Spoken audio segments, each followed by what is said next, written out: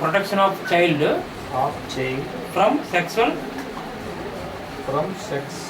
Sexual offences act, POCSO act 2012 దాని ప్రకారం case నమోదు చేస్తాం.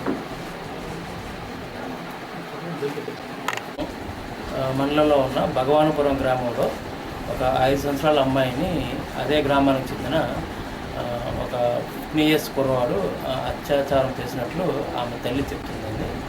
దీని మీద దర్యాప్తు నిమిత్తం ఇక్కడ వచ్చాము. ఆ అమ్మాయి యొక్క తల్లి యొక్క స్టేట్మెంట్ రికార్డ్ తీసుకున్నాం. ఇప్పుడు ఆ అమ్మాయిని హాస్పిటల్ పంపిస్తున్నాం.